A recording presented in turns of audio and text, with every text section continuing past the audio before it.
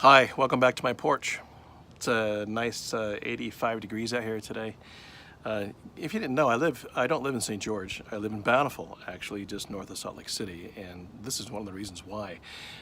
It's June 26th, and it's 86 degrees outside, and it cools off at nighttime. You gotta like that. We're talking about the self and self-deception.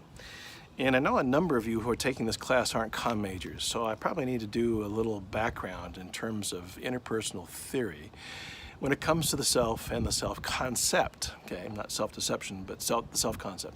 How we see ourselves, who we believe we are, what's the makeup of our personality. So I'm going to go through a recap of some of that theory, and I'm going to break that theory down in terms of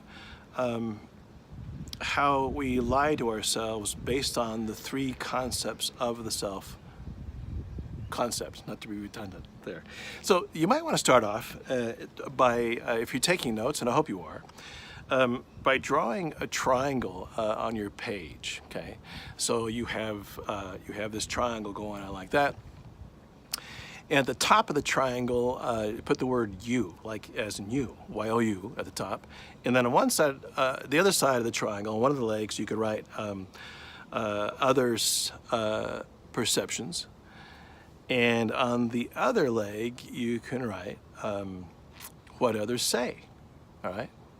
The self-concept is made up of these three ideas: how we see ourselves, how we think other people see ourselves, and what other people actually tell us about how they see ourselves. And we take all that information and we combine it into something that we think makes us up.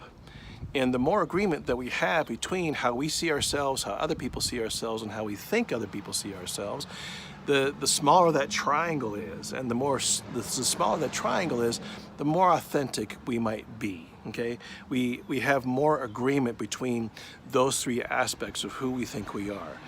So if somebody thinks that I'm honest, and I think that I'm honest, and I think that they're thinking that I'm honest, then I probably have a pretty good idea that I'm honest, or I'm funny, or I'm smart, or whatever the case might be, as it goes. Okay, so in a nutshell, that's kind of a concept of, or an idea of the self concept, that we take in data, we assume data, and we have our own data that we've made up, our own conclusions, our own agreements that we've made up in our mind. Well, speaking of agreements, along comes Don Miguel Ruiz, and he writes a book called The Four Agreements. I use this book in my interpersonal, in fact, I use this book in my life, really, that and The Mastery of Love. He's written the fifth agreement, Be Skeptical, which really ought to be covered in this class as well. We'll get into that later on. Great agreement to be making. The four agreements, there are three of them there that relate directly to this model that you have written on your page with the triangle, okay? You up on top, others' evaluations of you, and what you think other people are saying about you, okay? So these three agreements are: be impeccable with your word, never assume, don't take anything personally, okay? The fourth agreement is to always do your best. And that one just is kind of an overall blanket agreement that goes back to these other three agreements, okay? So let me make some application with those to this model. First off, let's go with what other people say about you, okay? Well, if we've made the agreement not to take anything personally, how much is what other people say about us even going to matter? It's not, really. Okay, in fact, we can kind of dismiss that, because if what other people's evaluations are of us have no bite, they have no disturbance or disruption to us, then we don't even have to think about it. We don't even have to worry about that, right? On the other side, where we think we know what other people are thinking, well, that's all based on assumption. And if we're following that agreement to never assume, then that loses its bite as well. We don't have to worry about it. And I'm finding for a lot of people, for me as well, that that's harder than not taking anything personally. It's hard for me to not assume what somebody might be thinking about me there.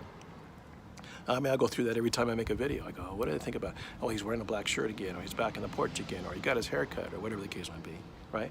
Well, it's funky that way, right?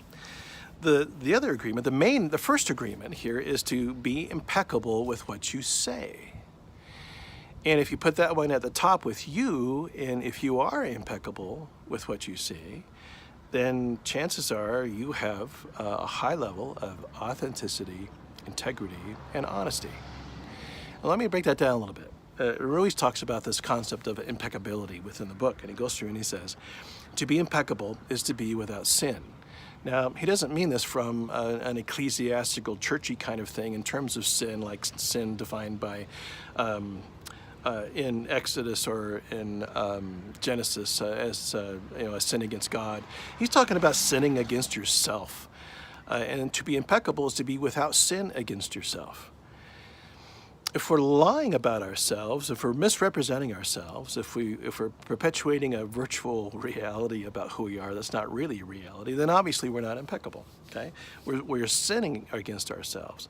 The person who doesn't feel bad about that, who doesn't recognize that that is a breach of impeccability, might have entered a realm of some level of psychopathy. Okay, there's a psychopathic liar. There's the narcissist who has no clue or no concept of whether or not they are in touch with the reality of what their body is portraying as opposed to what their words are saying that might be entirely different from who they are.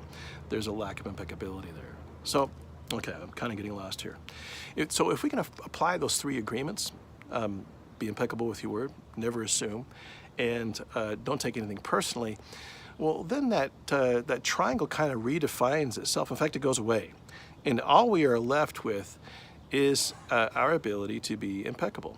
Now, that becomes problematic because most of us lie to us on some level to ourselves. And sometimes, as I was indicating, those lies can be huge. We might completely misrepresent ourselves to other people and tell stories about our experience, about our degrees, about our family, about an injury, about an illness, about starring in a movie, or whatever the case might be, right?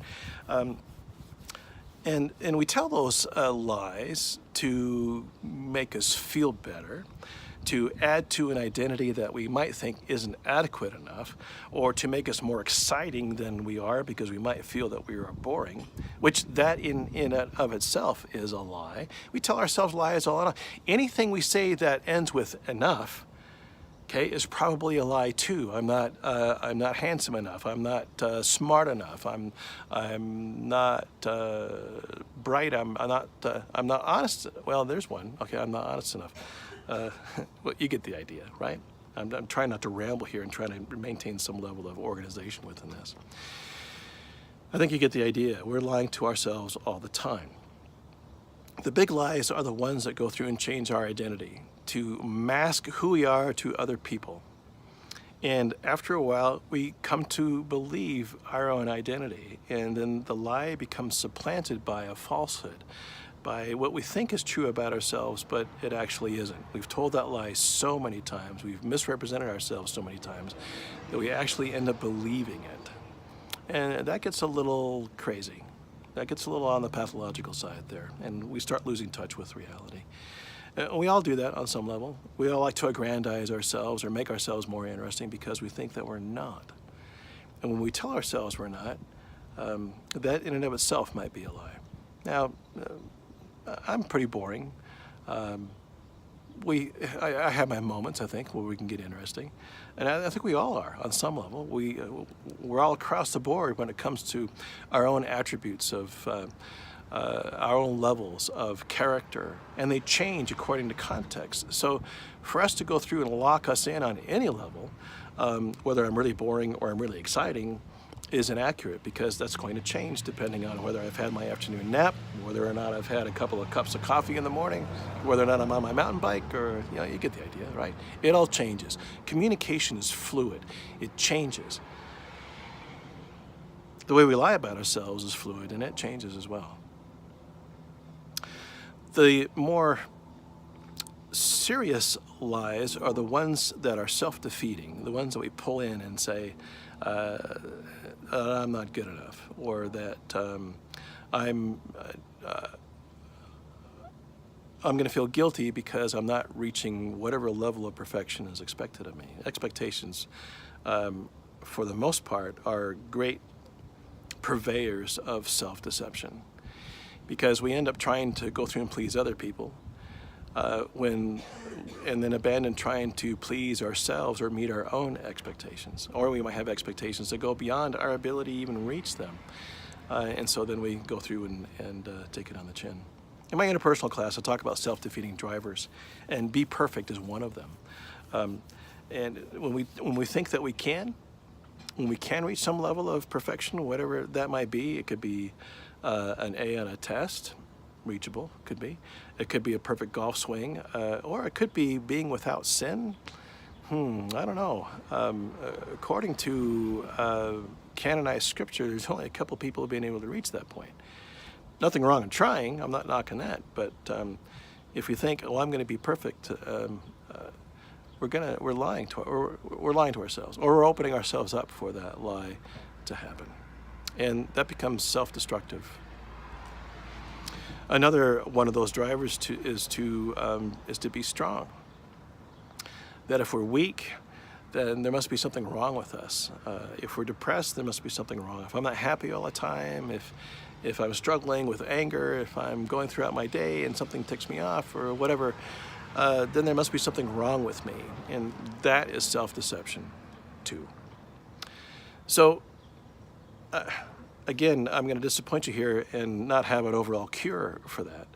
I think the main thing is to take a broader look, a longer look temporally in terms of the time that we spend in evaluating who we are, and taking honest stock of where we're at, and then making those applications instead of tearing ourselves down to go through and say, this is who I want to be. This is the type of person that I want to be. I want to be better. I want to ameliorate myself. That can get us beyond the whole idea of self-deception.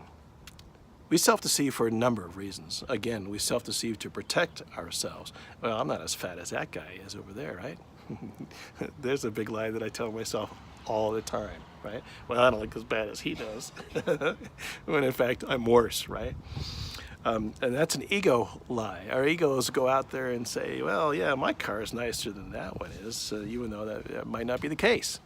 Okay? So it's important to maybe go through and keep that old ego in check. We lie about ourselves to be more interesting. I already talked about that one. We lie about ourselves to protect ourselves. We lie about ourselves to protect others. And that could be troublesome as well, because if you happen to be some type of a predator and you lie about that to protect other people from yourself, then there's going to be some kind of trouble as a result about that. Let's see, we lie about ourselves to gain greater admiration. We lie about ourselves to our parents all the time. Yeah, I did pretty well in that class. Yeah, I'm not eating as much as I did before, or, because we don't want to let them down. We lie to ourselves because we don't want to disappoint other people. And you know what? If we're making assumptions about that, or if we're taking what other people say about us personally, that's pretty important. If we dismiss that, if those expectations no longer matter to us, we are going to lie less about ourselves. We'll be better able, in fact, to go through and face some of the harder truths that might be out there about ourselves, and as a result, become more authentic. Not because we're believing what other people say, or because we think we know what other people are saying about ourselves. It's because we've taken an impeccable, without sin, look at ourselves, and as a result, we have decided to communicate accordingly. Well, I was kind of all over the place on this, but I think I'm going to stick with this clip here on that. If you got something to say, and I hope you do, please chime in. Talk about why do we lie to ourselves? How can we get over that? I'm interested to know what you have to say. Again, you can't do that on this post necessarily, but you can open up a discussion that deals with, in fact, I'll open up a discussion that deals with self-deception and how we see ourselves, okay? In fact, look for that link. I'll see if I can't get that link to post right up there too. All right? So thanks for joining me, and we'll see you back on the porch another time.